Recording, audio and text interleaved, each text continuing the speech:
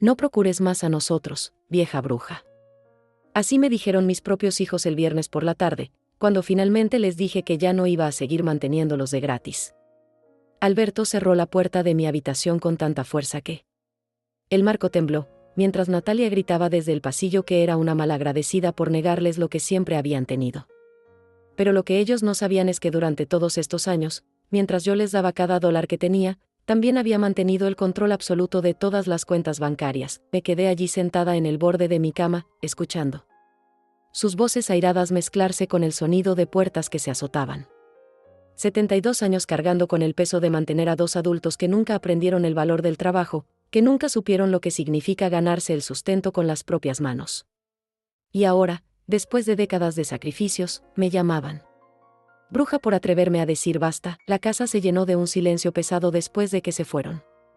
Un silencio que conocía bien, porque era el mismo que me acompañaba cada noche cuando me acostaba preguntándome en qué momento había perdido a los niños dulces que una vez fueron, para convertirse en estos extraños que solo me veían como una fuente inagotable de dinero. Recordé cuando Alberto tenía 5 años y me abrazaba cada mañana antes de que me fuera a trabajar, susurrándome al oído que yo era la mejor mamá del mundo. Sus manitas se aferraban a mi cuello como si temiera que me fuera para siempre.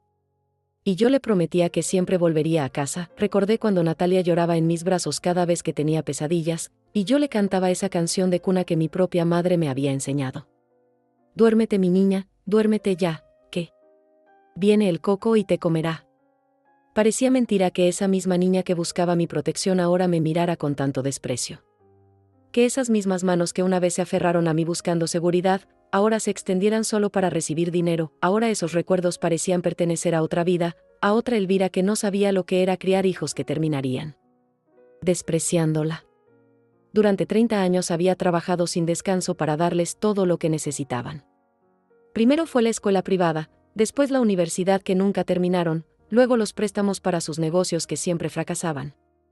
Las deudas de sus tarjetas de crédito. Los gastos de sus propios hijos que también mantenía porque ellos no podían o no querían hacerlo. Cada mes transfería $1,200 a la cuenta de Alberto para su apartamento, $800 a Natalia para sus gastos, y otros $500 que repartía entre los nietos para sus colegios y actividades. Era más de la mitad de mis ingresos mensuales, dinero que yo había ganado con 40 años de trabajo duro, levantándome a las 5 de la mañana para llegar puntual a la fábrica textil donde pasé la mayor parte de mi vida. Me levanté despacio y caminé hacia la ventana. La tarde estaba cayendo y las luces de la ciudad comenzaban a encenderse una por una. Desde aquí podía ver el edificio donde vivía Lourdes, mi única amiga verdadera, la única persona que me había dicho la verdad cuando yo no quería escucharla. Elvira, me había dicho hace apenas una semana, tus hijos te están matando. Poco a poco, y tú se los estás permitiendo. Mírate en el espejo. Mírate bien. Y tenía razón. Mis ropas eran las mismas de hace 5 años, remendadas y descoloridas, mientras ellos se compraban ropa de marca con mi dinero.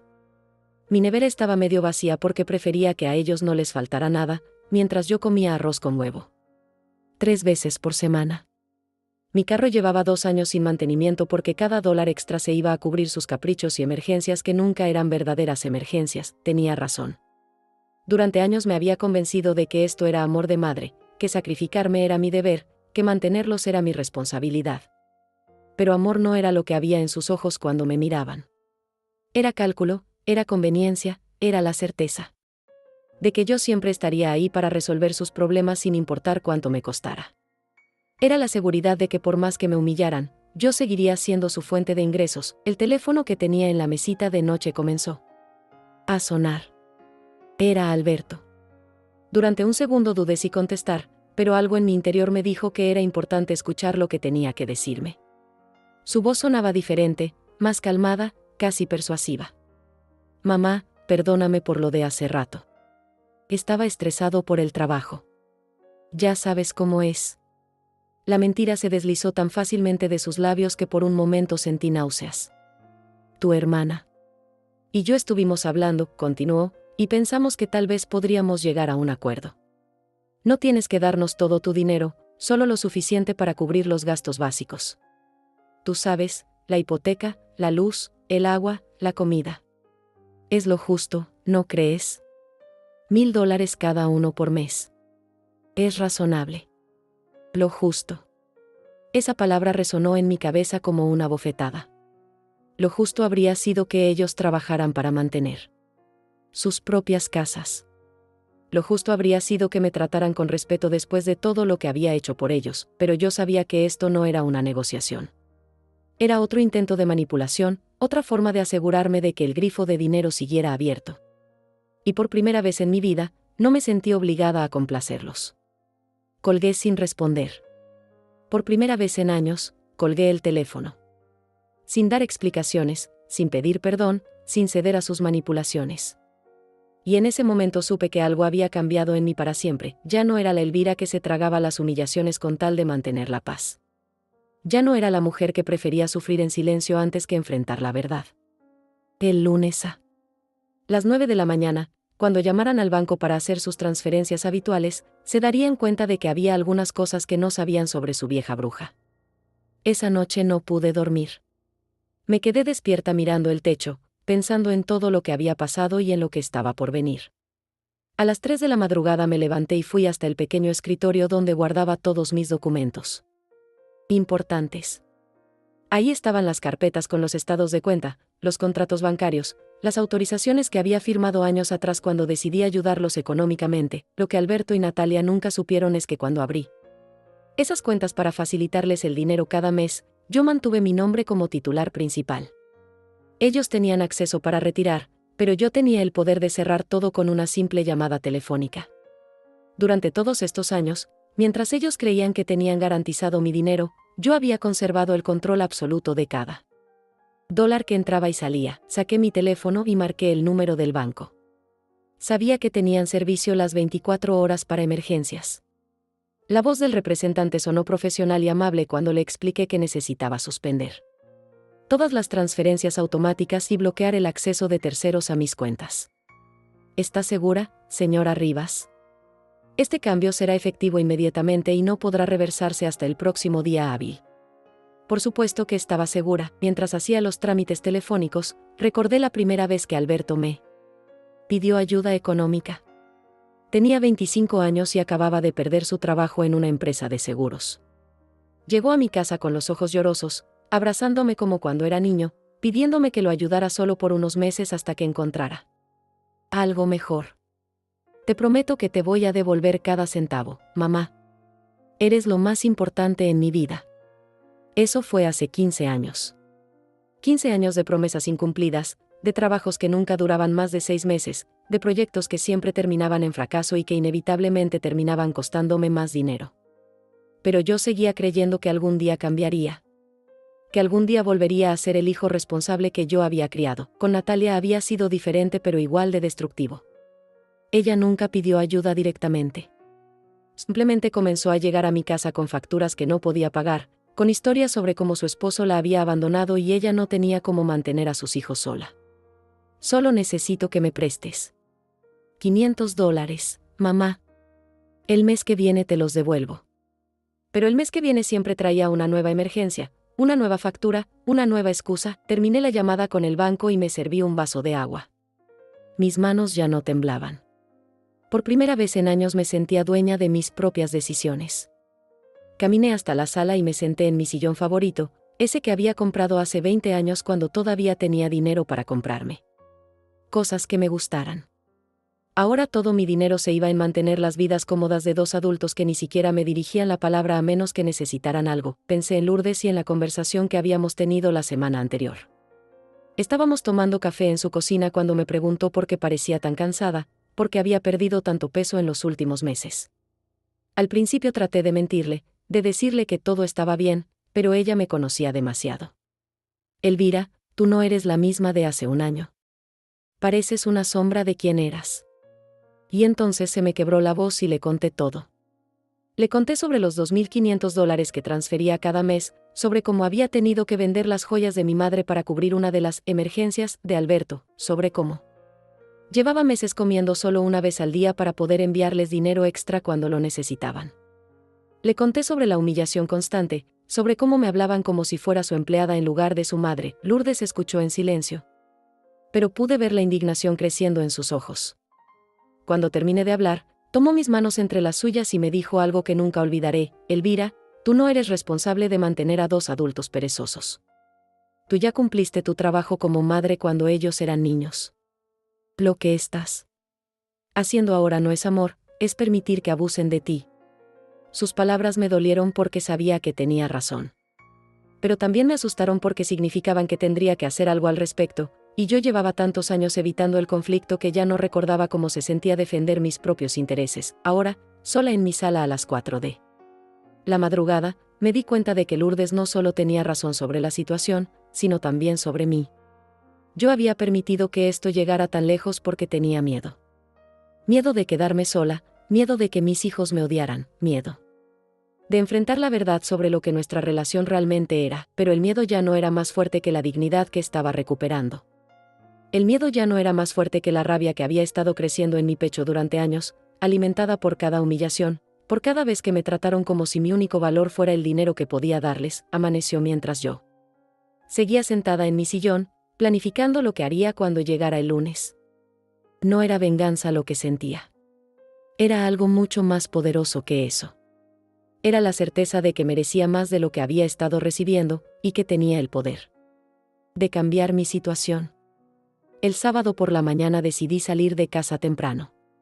Necesitaba aire fresco y distancia para pensar con claridad.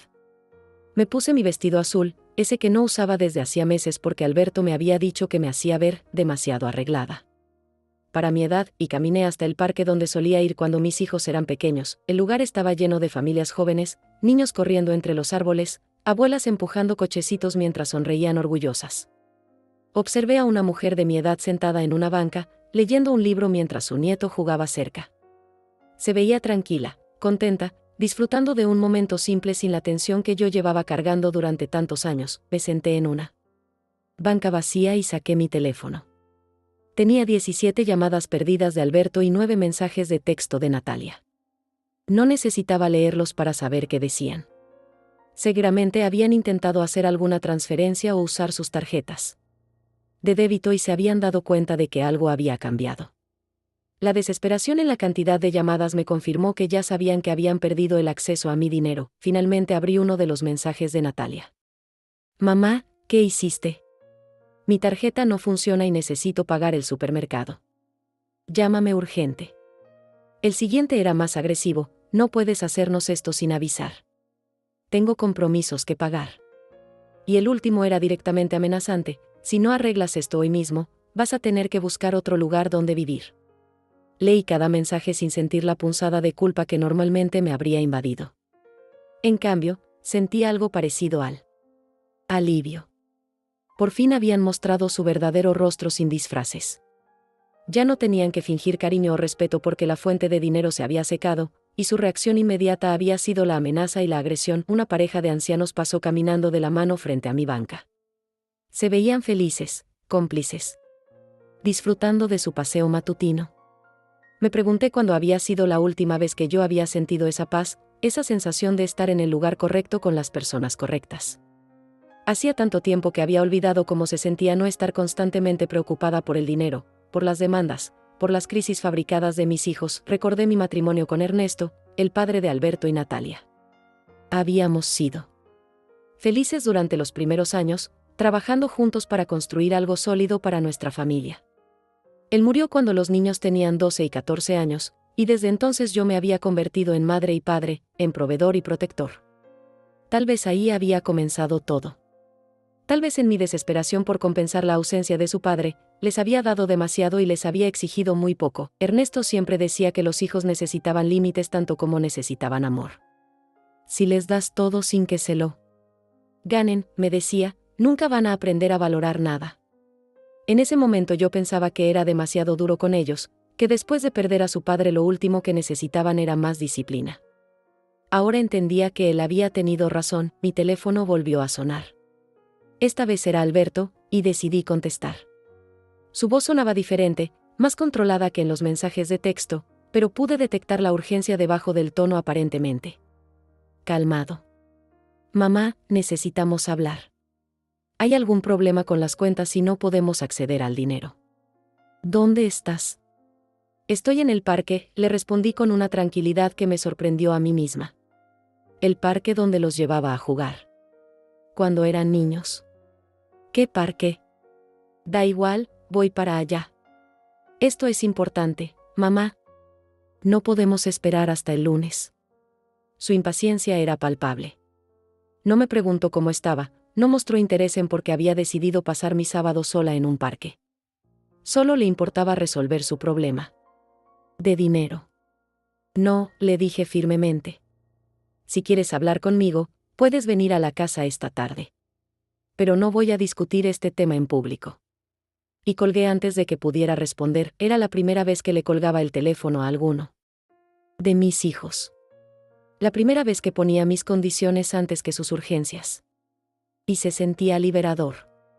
Se sentía como recuperar un pedazo de mí misma que había perdido hace mucho tiempo. Me quedé en el parque hasta el mediodía, observando las familias, recordando momentos felices de mi propia vida, imaginando cómo podría ser mi futuro si finalmente me atrevía a ponerme a mí misma en primer lugar.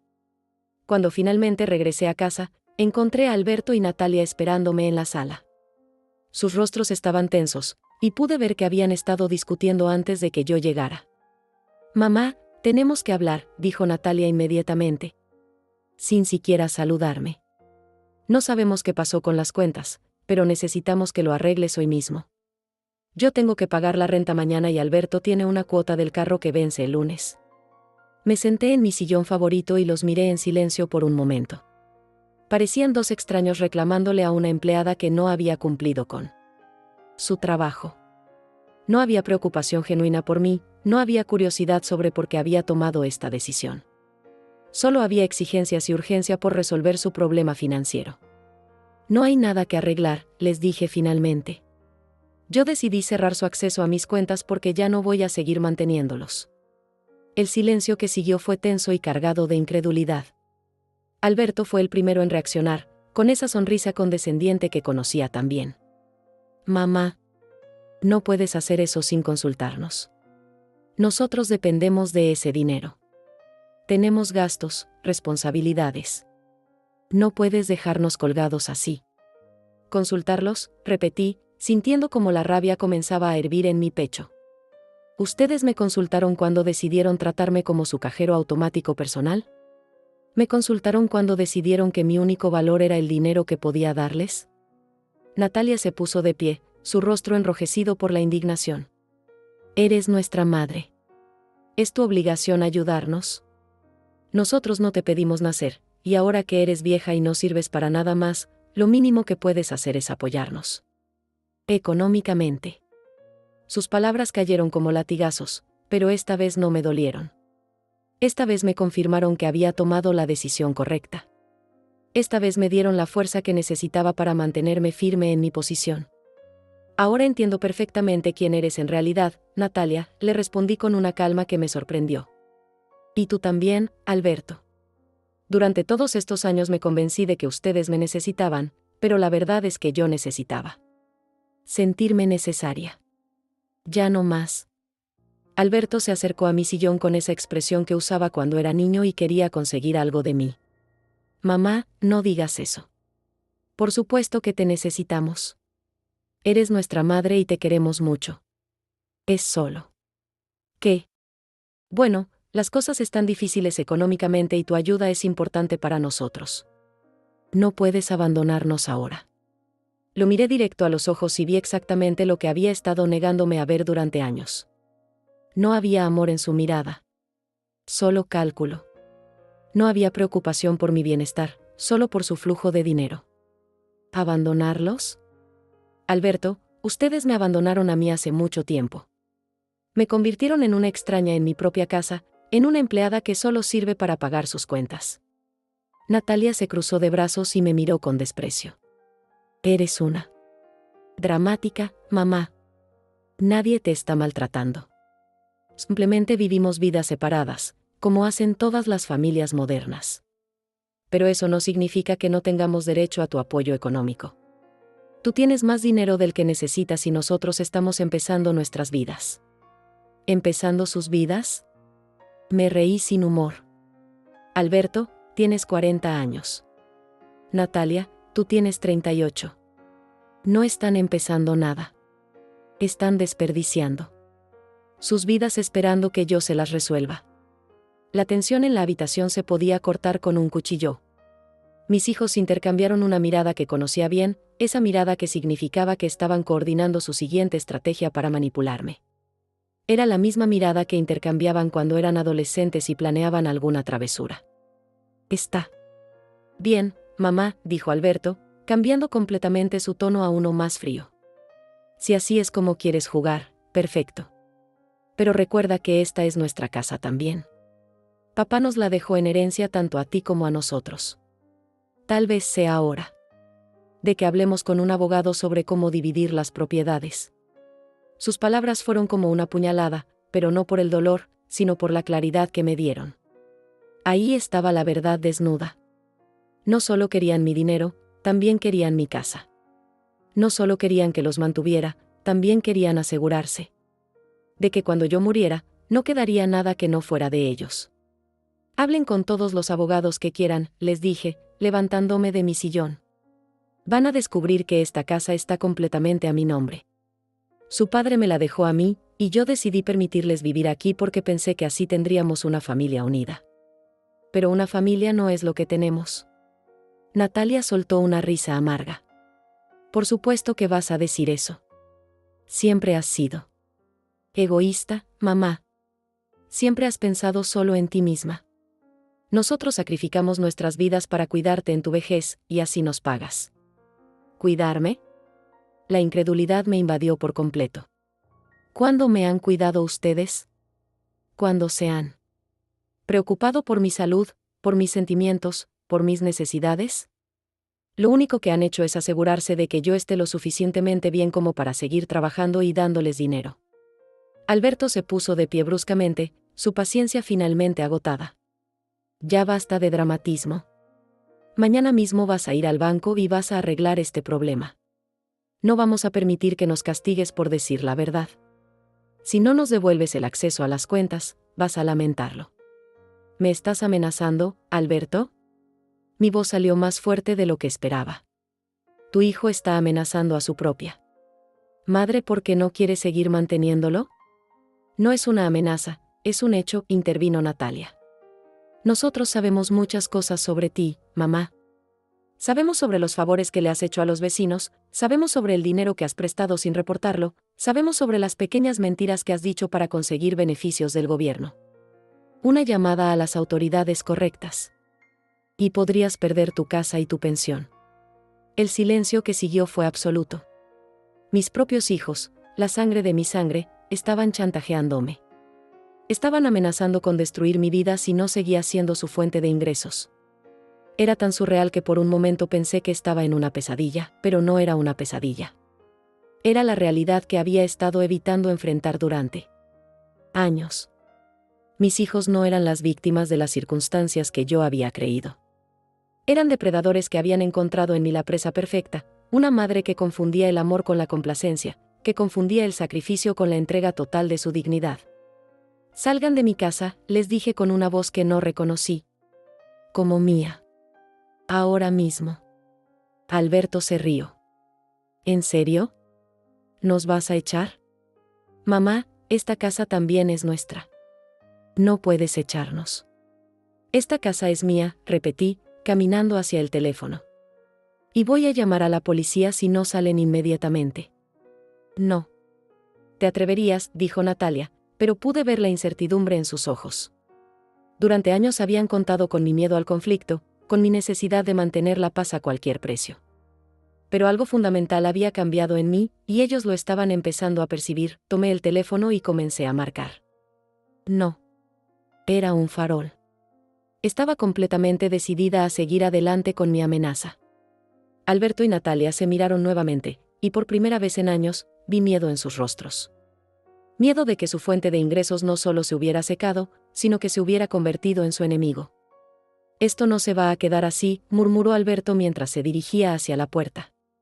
No puedes tratarnos así después de todo lo que hemos hecho por ti. ¿Todo lo que han hecho por mí? Los miré mientras recogían sus cosas. Lo único que han hecho por mí es enseñarme que soy más fuerte de lo que pensaba. Natalia se detuvo en la puerta y me miró con una frialdad que me heló la sangre. Vas a arrepentirte de esto, mamá. Vas a descubrir lo que es estar verdaderamente sola, y cuando eso pase, no vengas a buscarnos porque ya será demasiado tarde. La puerta se cerró detrás de ellos con un golpe que resonó por toda la casa. Me quedé de pie en medio de la sala, temblando no de miedo, sino de adrenalina. Había hecho algo que creía imposible. Les había dicho no a mis hijos. Les había puesto límites. Me había puesto a mí misma primero. La casa se sintió diferente inmediatamente. Más grande, más tranquila, más mía. Era como si un peso enorme hubiera sido levantado de mis hombros. Por primera vez en décadas, estaba completamente sola, pero no me sentía sola. Me sentía libre. Caminé hasta la cocina y me serví un vaso de agua. Mis manos ya no temblaban. Era extraño como el silencio de la casa no se sentía opresivo como otras veces, sino liberador. Era mi silencio, elegido por mí, no impuesto por la tensión constante de caminar en puntillas para no molestar a dos adultos que se comportaban como adolescentes malcriados. Me senté en la mesa de la cocina, esa misma mesa donde había dado de comer a Alberto y Natalia cuando eran pequeños, donde habíamos hecho tareas juntos, donde alguna vez habíamos sido una familia real. Ahora esos recuerdos parecían pertenecer a otra persona, a una Elvira más joven que creía que el amor incondicional significaba dar sin límites. Tomé mi teléfono y marqué el número de Lourdes.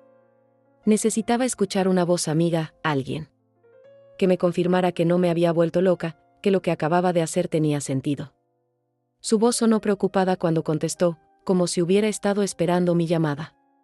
Elvira, ¿cómo estás? Te escuchas diferente. Lo hice, Lourdes, le dije, y mi voz sonó más firme de lo que había sonado en años. Les corté el dinero y los eché de la casa. El silencio del otro lado del teléfono duró unos segundos que se sintieron eternos. Luego escuché algo que no esperaba. Lourdes estaba llorando. Gracias a Dios, murmuró.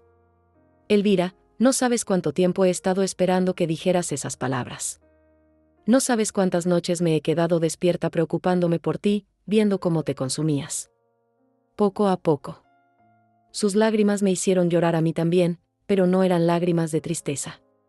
Eran lágrimas de alivio, de liberación, de sentirme finalmente comprendida por alguien que me quería de verdad. Ven a mi casa, me dijo. Ahora mismo. Preparo café y me cuentas todo. Pero primero, dime, ¿estás bien? ¿Te lastimaron? No. Me tocaron, le respondí. Pero sus palabras, Lourdes, me amenazaron. Me chantajearon. Dijeron cosas que nunca pensé que escucharía de mis propios hijos. Por eso mismo necesitas venir acá. No debes estar sola ahorita. Tomé mi bolso y caminé las 3 cuadras hasta la casa de Lourdes.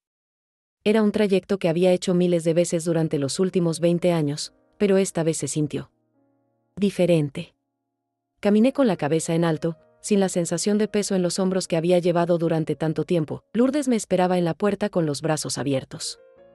Cuando me abrazó, me di cuenta de cuánto tiempo había pasado.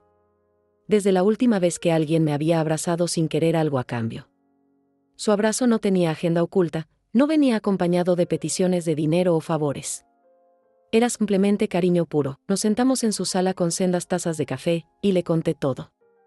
Le conté sobre la llamada al banco, sobre la confrontación con mis hijos, sobre las amenazas y el chantaje. Ella escuchó sin interrumpir, asentía cuando yo hablaba sobre mis miedos y sonreía cuando yo describía los momentos en que me había mantenido firme. ¿Sabes qué es lo que más me impresiona de todo esto?, me dijo cuando terminé mi relato. No es que hayas encontrado el valor para enfrentarlos. Es que finalmente te escuchaste a ti misma. Durante años has estado ahogando tu propia voz para complacer a otros. Tenía razón.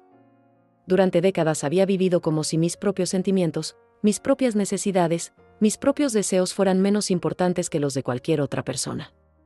Había sido tan buena negando mis propias emociones que había olvidado cuáles eran. Pero ahora, ¿qué hago, Lourdes? No tengo idea de cómo se supone que viva mi vida para mí misma. Llevo tanto tiempo viviendo para otros que no recuerdo qué es lo que me hace feliz. Lourdes sonrió y tomó mis manos entre las suyas. Esa es la parte hermosa, Elvira. Ahora tienes tiempo para redescubrirte. Tienes dinero, tienes salud, tienes una casa propia. Tienes todo lo que necesitas para empezar de nuevo. ¿Y si me arrepiento? ¿Y si me siento sola? ¿Y si realmente necesitan mi ayuda y yo no estoy ahí? Entonces te permites sentir esa soledad y descubres que puedes sobrevivir a ella, me respondió con ternura. Y en cuanto a si realmente necesitan tu ayuda, Elvira, tus hijos son adultos sanos y capaces. Si realmente necesitarán ayuda, la buscarían de manera respetuosa, sin amenazas ni chantajes. Pasé el resto de la tarde en casa de Lourdes. Cocinamos. Juntas, vimos una película vieja que nos gustaba, hablamos sobre planes futuros que yo nunca me había permitido considerar.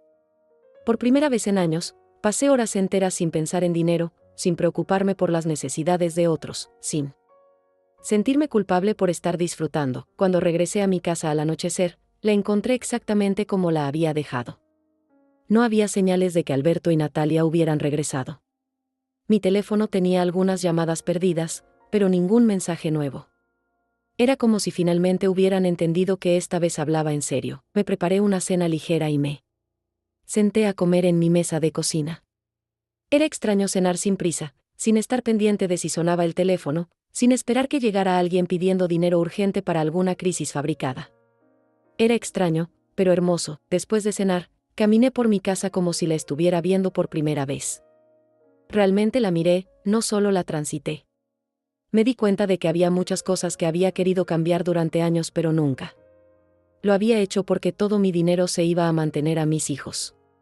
El sofá de la sala estaba viejo y hundido. Las cortinas del comedor estaban descoloridas. La pintura del baño se estaba descascarando. Por primera vez en años, podía pensar en gastar dinero en mí misma sin sentirme culpable. Podía imaginarme comprando muebles nuevos, renovando mi habitación, tal vez incluso tomando esas clases de baile que siempre había querido tomar pero que nunca había podido pagar porque Alberto necesitaba dinero para su carro. Natalia tenía una emergencia médica inventada. Me senté en mi sillón favorito y saqué una libreta que tenía guardada en el cajón de la mesa de centro. Hacía años que no escribía nada para mí misma, pero esa noche sentí la necesidad de plasmar mis pensamientos en papel. Día 1 de mi nueva vida, escribí en la primera página. Hoy aprendí que puedo decir no. Hoy aprendí que mi amor propio es más importante que la comodidad de otros. Hoy aprendí que no estoy obligada a prender fuego a mí misma para mantener calientes a personas que ni siquiera se molestan en agradecer el calor. Escribí durante una hora, vaciando en el papel todos los sentimientos que había estado guardando durante años. La rabia, la decepción, el dolor, pero también la esperanza, la libertad, la emoción de imaginar un futuro diferente. Cuando finalmente me fui a dormir, no revisé mi teléfono como hacía todas las noches. No me preocupé por si Alberto y Natalia estaban bien, si tenían suficiente dinero, si necesitaban algo de mí. Por primera vez en décadas, me dormí pensando únicamente en mí misma, en mis planes, en mis sueños, y dormí mejor de lo que había dormido en años. Desperté el domingo por la mañana sintiendo algo que no había experimentado en mucho tiempo: tranquilidad. No había llamadas urgentes, no había mensajes desesperados, no había crisis que resolver antes del desayuno. Era simplemente domingo. Mi domingo, y podía hacer con él lo que quisiera. Me preparé café y tostadas, puse música suave en la radio y desayuné sin prisa. Era increíble cómo los sabores parecían más intensos cuando no estaba comiendo con el estómago apretado. Por la ansiedad. La mermelada de fresa sabía realmente a fresa, el café tenía ese aroma que había olvidado notar. Después del desayuno, decidí hacer algo que no había hecho en años: revisar mi situación financiera real. Saqué todos mis estados de cuenta. Mis ahorros, mis inversiones pequeñas, y por primera vez en mucho tiempo, hice cuentas pensando solo en mí. Los números me sorprendieron. Sin las transferencias mensuales a Alberto y Natalia, sin los gastos extras de sus emergencias constantes, sin los préstamos que nunca me devolvían, yo tenía suficiente dinero no solo para vivir cómodamente, sino para darme algunos gustos que había olvidado que existían. Calculé que durante los últimos 5 años había dado a mis hijos más de $150,000. $150,000 que podrían haber sido viajes, renovaciones de la casa, inversiones para mi futuro, o simplemente ahorros para emergencias reales. En cambio, se habían evaporado en el agujero negro de dos adultos que nunca aprendieron a administrar su dinero porque sabían que yo siempre estaría ahí para rescatarlos. El teléfono sonó interrumpiendo mis cálculos. Era un número que no reconocí, pero decidí contestar. ¿Señora Elvira Rivas? La voz era femenina, joven, profesional. Sí, soy yo. Mi nombre es Regina Márquez, soy abogada. Me contactó su hijo Alberto para consultarme sobre una situación familiar. Me gustaría saber si podríamos reunirnos para hablar sobre la herencia de su difunto esposo y los derechos de sus hijos sobre la propiedad familiar. Mi sangre se heló. No habían perdido tiempo. Menos de 24 horas después de nuestra confrontación, ya estaban moviendo piezas legales para tratar de quitarme mi casa. La casa que Ernesto me había dejado específicamente a mí, sabiendo que yo sería quien la cuidaría y la mantendría. Señorita Márquez, le respondí con una calma que no sabía que poseía, mi casa está completamente a mi nombre, como heredera universal de mi esposo. Si mis hijos quieren impugnar eso, están en su derecho, pero van a perder tiempo y dinero. Señora Rivas, entiendo su posición, pero hay ciertas cuestiones que podrían complicar las cosas. Por ejemplo, el hecho de que sus hijos han estado viviendo en la propiedad y contribuyendo a su mantenimiento podría establecer ciertos derechos, ¿contribuyendo? Me reí sin humor. Señorita, mis hijos no han contribuido con un solo dólar al mantenimiento de esta casa en los últimos 15 años.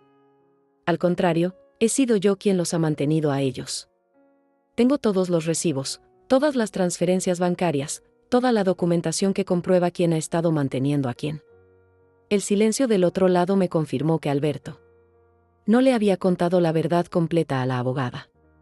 Probablemente le había pintado un cuadro donde él y Natalia eran hijos devotos que cuidaban de su madre anciana, no parásitos que la habían estado sangrando económicamente durante décadas.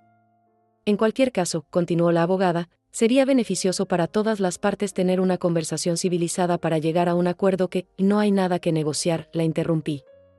Mi casa es mía, mi dinero es mío, y mis decisiones son mías. Si quieren demandarme, adelante. Pero le sugiero que se asegure de tener toda la información antes de tomar el caso. Colgué sintiendo una mezcla de rabia e incredulidad. ¿Realmente pensaban que podían intimidarme con abogados? ¿Creían que yo era tan ingenua que no sabía cuáles eran mis derechos? Durante años habían subestimado mi inteligencia, confundiendo mi generosidad con estupidez. Inmediatamente llamé a mi propio abogado, el licenciado Damián Solís, quien había manejado los papeles cuando Ernesto murió y conocía perfectamente mi situación legal. Le expliqué lo que estaba pasando y él confirmó lo que yo ya sabía: mis hijos no tenían ningún derecho legal sobre mi casa ni sobre mis bienes.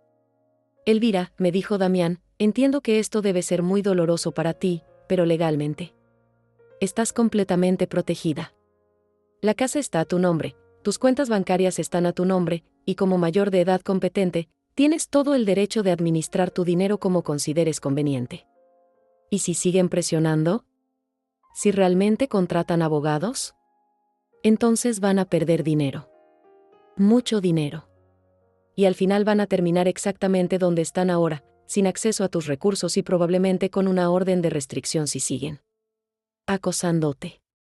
Sus palabras me tranquilizaron, pero también me entristecieron profundamente.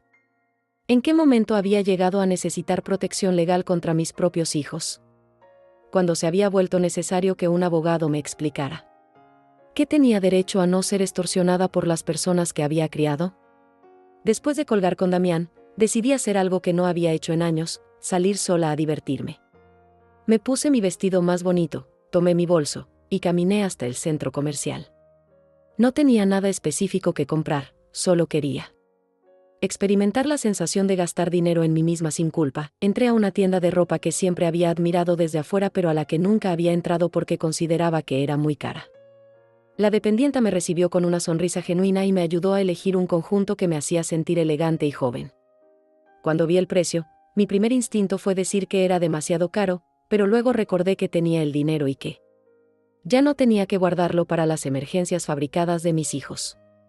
Me lo llevo, le dije a la dependienta, y las palabras se sintieron liberadoras. Después fui a una librería y compré 3 libros que había querido leer durante años. Luego a una tienda de artículos para el hogar, donde elegí cojines nuevos para mi sala y un juego de toallas suaves para mi baño. Cada compra se sentía como una pequeña declaración de independencia. De regreso a casa, cargada de bolsas, me sentí como una mujer nueva. No solo por las cosas que había comprado, sino por la sensación de poder hacerlo. Por primera vez en décadas, mi dinero era realmente mío para gastarlo como quisiera. Esa tarde, mientras ponía los cojines nuevos en mi sala y guardaba mis libros nuevos en la mesita de noche, mi teléfono volvió a sonar. Esta vez era Natalia, y su voz sonaba diferente. No agresiva como el día anterior, sino dulce, manipuladora, como cuando era niña y quería conseguir algo de mí. Mamá, creo que ayer todos dijimos cosas de las que nos arrepentimos. Estábamos estresados. ¿Tú estabas estresada? Ya sabes cómo somos cuando estamos así. Pero somos familia, y las familias se perdonan, ¿verdad? Escuché su actuación sin interrumpir, maravillándome de lo transparente que sonaba ahora que no estaba nublada por la culpa y la costumbre de ceder a sus manipulaciones. Alberto y yo estuvimos hablando, continuó, y entendemos que tal vez hemos sido un poco exigentes. Podríamos llegar a un acuerdo. Tal vez solo necesitamos $500 cada uno por mes, solo para los gastos básicos. Y por supuesto, podemos ayudar más en la casa, visitarte más seguido. No, Natalia, le dije simplemente. No. Pero mamá, ni siquiera escuchaste mi propuesta completa. No necesito escucharla. La respuesta es no. No voy a darles más dinero, no voy a negociar cuánto dinero, no voy a permitir que regresen a vivir a mi casa. Se acabó. El silencio que siguió fue largo y tenso. Luego Natalia cambió su tono completamente. Está bien, mamá. Si así quieres jugar, perfecto. Pero recuerda que nosotros también sabemos jugar. Y tenemos cartas que tú no sabes que tenemos. Está bien, mamá. Si así quieres jugar, perfecto. Pero recuerda que nosotros también sabemos jugar. Y tenemos cartas que tú no sabes que tenemos. Sus palabras fueron como un eco de las amenazas del día anterior. Colgué sin responder. Ya no tenía paciencia para sus juegos psicológicos ni para descifrar cuáles eran esas misteriosas cartas que creían tener. Durante años había vivido con miedo a sus reacciones, modificando mi comportamiento para evitar sus explosiones de ira. Pero ese miedo se había evaporado junto con mi disposición a financiar sus vidas. El lunes por la mañana me desperté con una sensación de anticipación. Sabía que a las 9 en punto, cuando los bancos abrieran, Alberto y Natalia descubrirían que realmente había hablado en serio. Sus cuentas estarían bloqueadas, sus transferencias automáticas canceladas, su acceso a mi dinero completamente cortado. Me vestí con cuidado, eligiendo uno de mis conjuntos más elegantes. Había decidido que este día marcaría el inicio oficial de mi nueva vida, y quería verme como la mujer independiente que había vuelto a ser. Desayuné tranquila, leyendo el periódico por primera vez en meses sin la ansiedad constante que había caracterizado mis mañanas durante años. A las 9:05, mi teléfono comenzó a sonar. Alberto. Dejé que fuera al buzón de voz. 5 minutos después, Natalia. También al buzón de voz. Luego Alberto otra vez, después Natalia, después un número desconocido que probablemente era uno de ellos llamando desde otro teléfono. Decidí revisar mis mensajes de voz mientras tomaba mi segunda taza de café. La evolución de sus voces era fascinante.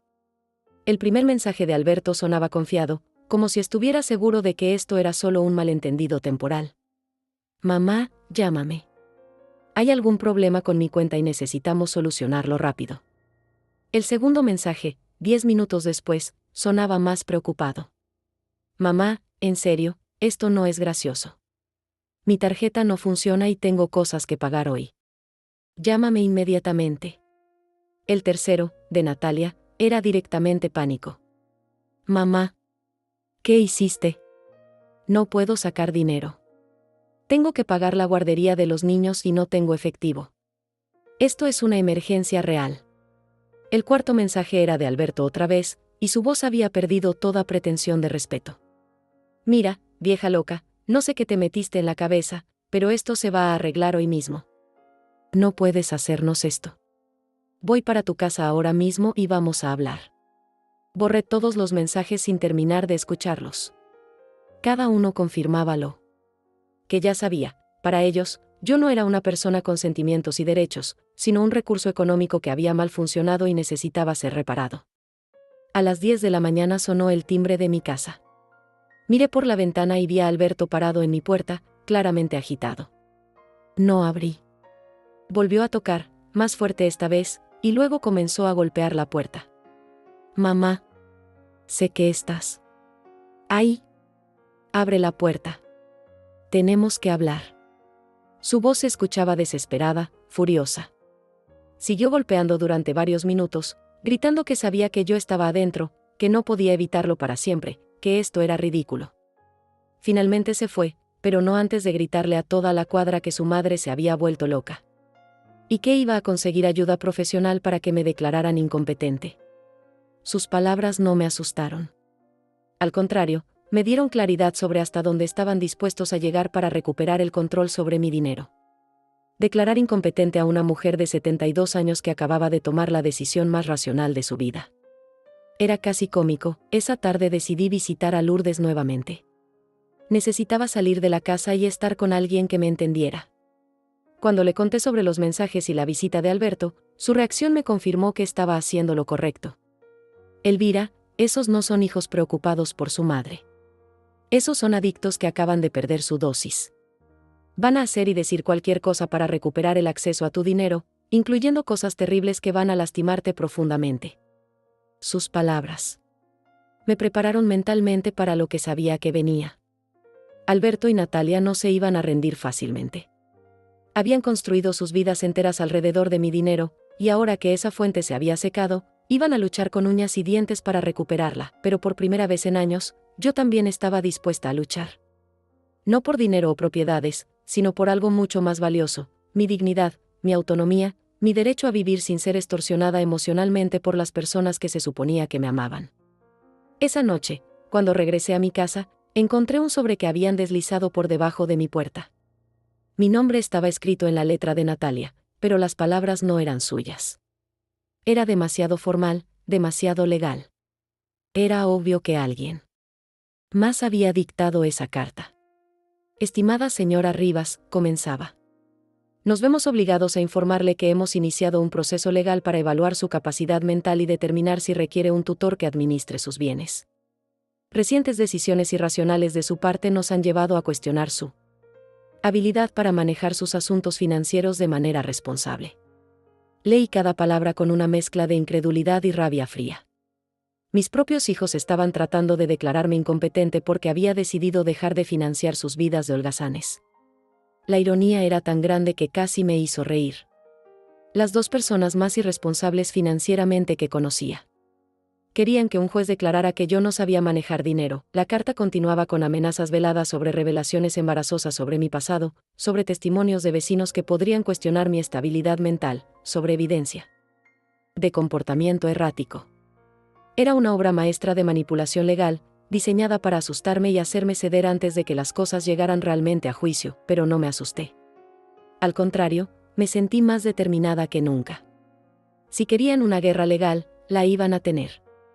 Pero iban a descubrir que subestimar a una mujer de 72 años que había trabajado toda su vida y criado a 2 hijos sola había sido un error muy costoso. Al día siguiente, temprano en la mañana, fui directamente a la oficina del licenciado Damián Solís. Le mostré la carta y le expliqué toda la situación desde el principio. Él escuchó con creciente indignación, especialmente cuando le conté sobre las amenazas y el chantaje emocional. Elvira, esto es abuso de adulto mayor, me dijo categóricamente. Y lo que están intentando hacer es fraudulento. No solo no tienen base legal para cuestionar tu competencia, sino que están usando el sistema legal para acosarte. Esto puede volverse contra ellos muy rápidamente. Damián me explicó que tendríamos que preparar una defensa sólida, pero que también podríamos contraatacar. Podríamos documentar años de abuso financiero, presentar evidencia de sus amenazas, e incluso considerar órdenes de restricción si seguían acosándome. ¿Realmente quieres hacer esto?, me preguntó. Va a ser doloroso. Van a decir cosas horribles sobre ti en público. Van a tratar de humillarte de todas las maneras posibles. Ya me han humillado durante años, le respondí. La diferencia es que ahora van a hacerlo frente a un juez que puede ver exactamente quiénes son en realidad. Durante los siguientes días, Damián y yo trabajamos intensamente preparando mi caso. revisamos años de estados de cuenta que mostraban claramente el patrón de transferencias constantes hacia mis hijos. Documentamos cada préstamo que nunca me habían devuelto, cada emergencia fabricada que había costado miles de dólares, también. Preparamos testimonios de personas que conocían mi situación. Lourdes, por supuesto, pero también vecinos que habían sido testigos de cómo Alberto y Natalia me trataban, empleados del banco que podían confirmar mi lucidez mental durante todas nuestras transacciones. El proceso fue revelador de maneras que no esperaba. Ver toda mi relación con mis hijos reducida a números en papel, ver el patrón de abuso tan claramente documentado, me ayudó a entender que no había sido mi imaginación. No había estado exagerando. Realmente había sido víctima de un abuso sistemático y prolongado. Mientras tanto, Alberto y Natalia intensificaron su campaña de acoso. Llamaban a horas extrañas, enviaban cartas dramáticas hablando sobre lo preocupados que estaban por mi salud mental, incluso llegaron a contactar a antiguos compañeros de trabajo míos para preguntarles si habían notado cambios en mi comportamiento, pero cada una de sus acciones solo fortalecía mi caso. Cada llamada desesperada, cada amenaza velada, cada intento de manipulación quedaba documentado y archivado como evidencia de su verdadera naturaleza. La fecha del juicio se estableció para 3 semanas después. Durante ese tiempo, traté de mantener mi rutina normal, pero era difícil ignorar la tensión constante. Sabía que mis hijos estaban preparando su propia estrategia, probablemente pintándome como una anciana senil que había perdido el control de sus facultades. Una tarde, 2 semanas antes del juicio, Lourdes vino a visitarme con noticias inesperadas. Elvira, tienes que saber algo. Vi a Natalia en el supermercado ayer, y estaba hablando por teléfono muy alterada. No pude evitar escuchar parte de la conversación. ¿Qué decía? Estaba gritándole a alguien sobre dinero, sobre facturas que no podía pagar, sobre que su abogado le estaba cobrando más de lo que esperaba. Mencionó algo sobre tener que vender el carro porque no tenía cómo hacer el pago de este mes. La información me dio una perspectiva diferente sobre su desesperación. No solo habían perdido mi dinero, habían construido sus vidas financieras alrededor de él. Sin mis transferencias mensuales, estaban enfrentando la realidad de sus propias deudas y su incapacidad para mantenerse solos. Esa noche, por primera vez desde que todo comenzó, me permití sentir algo de tristeza por ellos. No por su situación financiera, sino por las personas en las que se habían convertido. En algún momento, los niños dulces que había criado se habían transformado en estos adultos amargados que veían a su propia madre como un obstáculo entre ellos y el dinero que creían merecer, pero mi tristeza no cambió mi determinación. Si algo, me confirmó que había tomado la decisión correcta. Seguir financiando sus vidas no los había ayudado a crecer o madurar, los había convertido en parásitos que nunca habían aprendido a valerse por sí mismos. El día del juicio llegó finalmente. Me levanté temprano, me vestí con mi mejor traje negro y me miré al espejo. La mujer que me devolvía la mirada era diferente a la que había sido hace apenas 2 meses. Sus ojos eran más duros, más decididos. Su postura era más firme. Era una mujer que había aprendido a defenderse. Damián me recogió en su carro y durante el trayecto al juzgado me explicó una vez más cómo sería el proceso. Alberto y Natalia tendrían que demostrar que yo era mentalmente incompetente, mientras que nosotros demostraremos exactamente lo contrario. Tendrían que explicar por qué una decisión financiera perfectamente racional como dejar de mantener a 2 adultos sanos constituía evidencia de demencia. Cuando llegamos al juzgado, ya estaban allí. Alberto llevaba un traje que no había visto antes, probablemente comprado para la ocasión. Natalia vestía de negro, como si fuera a un funeral. Tal vez en cierto sentido lo era, el funeral de su fuente de ingresos garantizada. Me miraron cuando entré, pero no se acercaron. Sus expresiones eran una mezcla de determinación y algo que podría haber sido vergüenza. Por un momento me pregunté si alguna parte de ellos se daba cuenta de lo bajo que habían caído, llevando a su propia madre a juicio por el crimen de dejar de financiar sus vidas. El juez era un hombre mayor, probablemente de mi edad, con una expresión seria pero no hostil. Escuchó la apertura del abogado de mis hijos con creciente escepticismo. Su argumento era débil y se basaba principalmente en caracterizar mi decisión como un cambio súbito e inexplicable de comportamiento en una mujer de edad avanzada. Cuando fue el turno de Damián, presentó nuestro caso de manera metódica y devastadora. Mostró los registros bancarios que documentaban años de transferencias. Leyó algunas de las amenazas que había recibido por teléfono y que habíamos Grabado legalmente. Presentó testimonios de vecinos y empleados bancarios que confirmaban mi lucidez mental completa, pero el momento decisivo llegó cuando el abogado de Alberto y Natalia me llamó a declarar. Estaba nervioso, sudando, claramente incómodo con tener que interrogar a una anciana frente a un juez que ya parecía poco impresionado con su caso. Señora Rivas, comenzó, ¿no le parece cruel abandonar a sus hijos en un momento de necesidad económica? Señor, le respondí con calma, yo no abandoné a mis hijos. Mis hijos me abandonaron a mí hace años. Lo único que hice fue dejar de financiar ese abandono. Pero usted tiene medios económicos suficientes. ¿No siente obligación moral de ayudar a su familia? Tengo obligación moral de no permitir que abusen de mí. Mis hijos son adultos sanos de 40 y 38 años. Si necesitan ayuda económica, pueden trabajar como hice yo durante toda mi vida. El abogado trató de hacerme ver confundida o contradictoria, pero cada pregunta me daba la oportunidad de demostrar no solo mi lucidez, sino la racionalidad de mis decisiones. Cuando me preguntó sobre mi capacidad para manejar mis finanzas, pude recitar de memoria mis ingresos, mis gastos, mis ahorros y mis inversiones. Cuando me preguntó sobre mi relación con mis hijos, pude describir con detalle específico años de abuso emocional y financiero. No hablé con amargura, sino con la precisión de alguien que había analizado cuidadosamente su situación y había tomado una decisión informada. El momento más impactante llegó cuando Damián reprodujo una grabación de una de las llamadas amenazantes de Alberto. Su voz llenó la sala del tribunal, agresiva y despectiva, refiriéndose a mí como vieja loca y amenazando con hacerme pagar por esto. Vi cómo Alberto se hundía en su silla mientras su propia voz lo traicionaba. El juez lo miró con una expresión que claramente no era de simpatía. Era la mirada de un hombre que había visto muchos casos de abuso y reconocía uno cuando lo tenía frente a él. La declaración de Natalia fue igualmente desastrosa para su causa. Cuando el juez le preguntó directamente cuánto dinero había recibido de mí durante los últimos 5 años, ella trató de minimizar las cifras. Damián inmediatamente presentó los registros bancarios que mostraban la verdad, más de $60,000 solo de ella. ¿Y cuánto de este dinero le ha devuelto a su madre?, preguntó el juez. Bueno, las circunstancias, ¿es complicado? Natalia tartamudeó, incapaz de admitir que la respuesta era 0. El juez no necesitó deliberar mucho. Su decisión fue clara y contundente. Yo era completamente competente mentalmente, mis decisiones financieras eran racionales y apropiadas, y el caso presentado por mis hijos era claramente frívolo y posiblemente abusivo, pero fue más allá.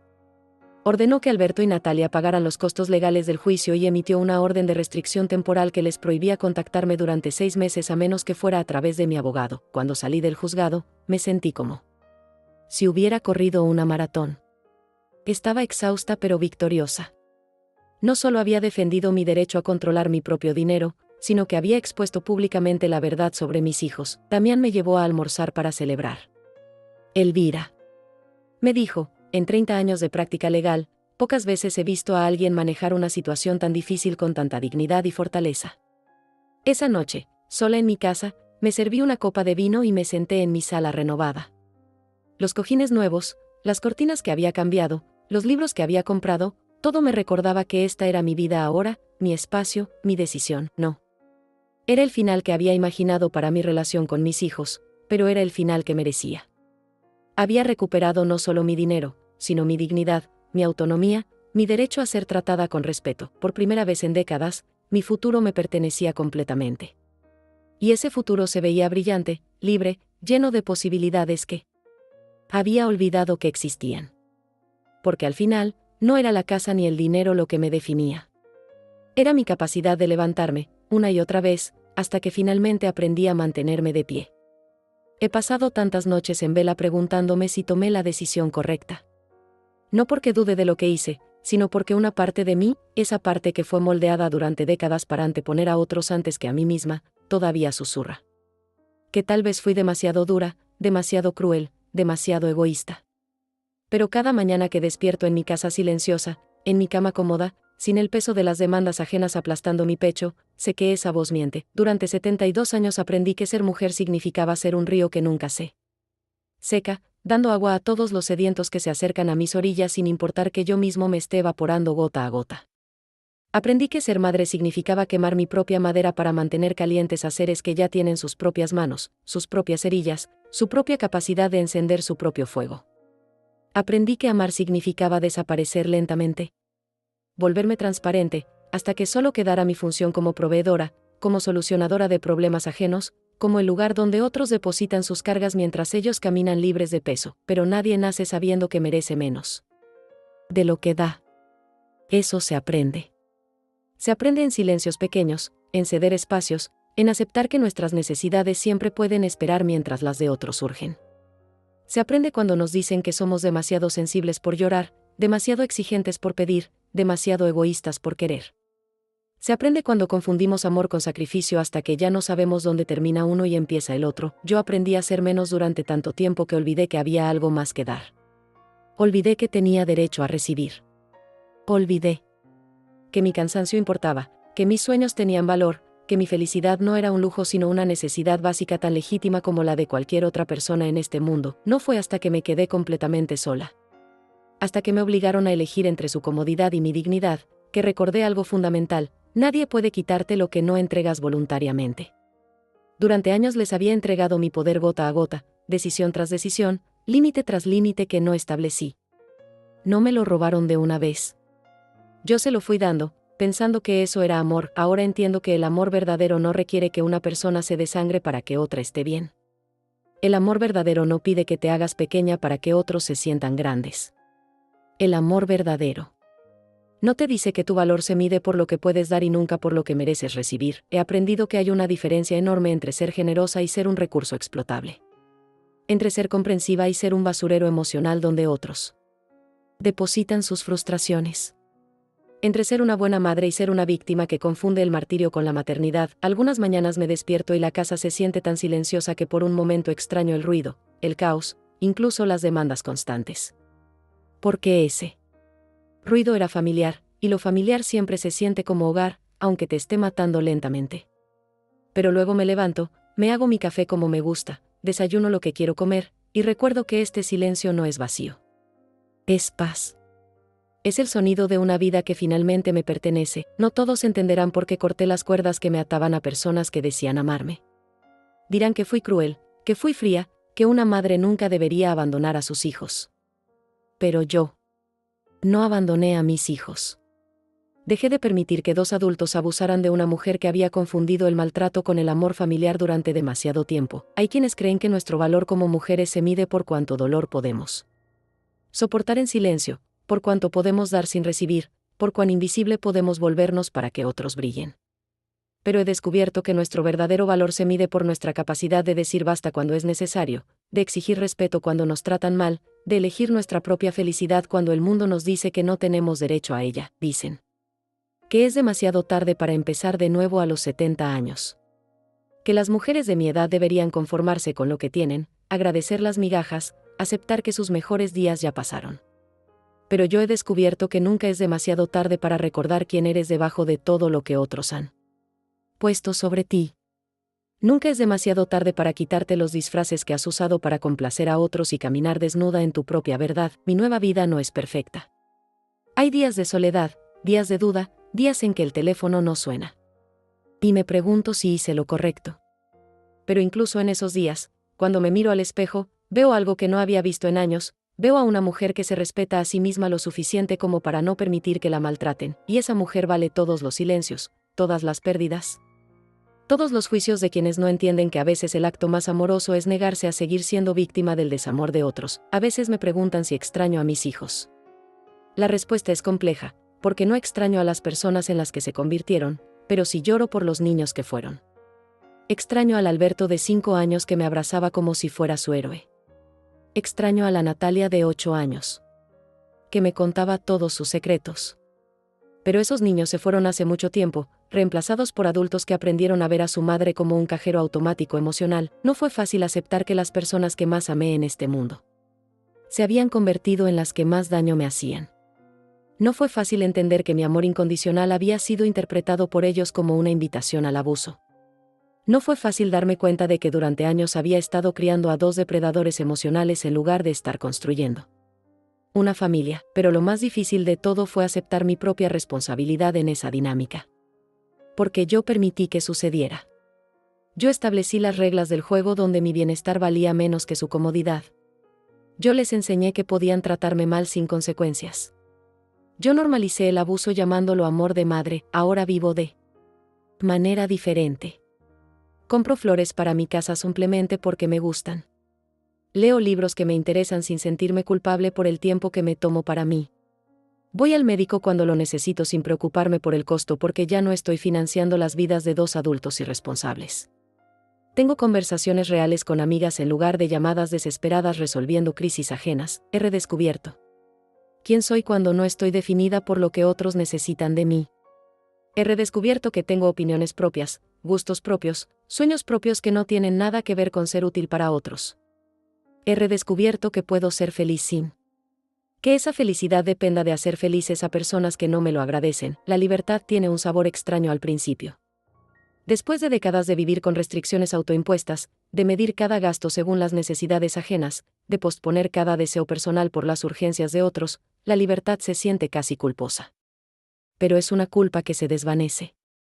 Cada día, reemplazada por algo que había olvidado que existía, la satisfacción profunda de vivir según mis propios términos. No he buscado venganza contra mis hijos. No he tratado de destruir sus vidas como ellos trataron de destruir la mía. Simplemente me alejé, cerré la puerta, y construí algo nuevo con los pedazos que quedaron de mí después de años de explotación emocional. Y eso, descubrí, es más poderoso que cualquier venganza. Es la victoria silenciosa de una mujer que finalmente aprendió a valorarse. Hay mujeres por todas partes viviendo vidas similares a la que yo vivía. Mujeres que se han convencido de que su valor depende de cuánto pueden dar, cuánto pueden soportar, cuán invisible pueden volverse para que otros brillen. Mujeres que confunden el amor con el autosacrificio, que creen que poner límites es egoísmo, que piensan que decir no es fallar como madres, como esposas, como hijas, pero he aprendido que no hay nada noble en permitir que abusen de ti. No hay nada amoroso en enseñarle a otros que pueden maltratarte sin consecuencias. No hay nada maternal en criar adultos que nunca aprendieron a valerse por sí mismos porque siempre tuvieron a alguien que resolvía sus problemas. El día que decidí recuperar mi vida no fue el día que me volví cruel. Fue el día que finalmente me volví amable conmigo misma. Fue el día que dejé de traicionarme para complacer a otros. Fue el día que elegí mi propia felicidad en lugar de la comodidad ajena, porque al final, no es cuánto damos lo que nos define. Es cuánto nos valoramos. No es cuánto soportamos lo que demuestra nuestra fortaleza. Es cuando decidimos que ya hemos soportado suficiente. Y no es cuánto amor damos lo que nos hace buenas personas. Es cuánto amor nos damos a nosotras mismas lo que nos enseña cómo amar de verdad.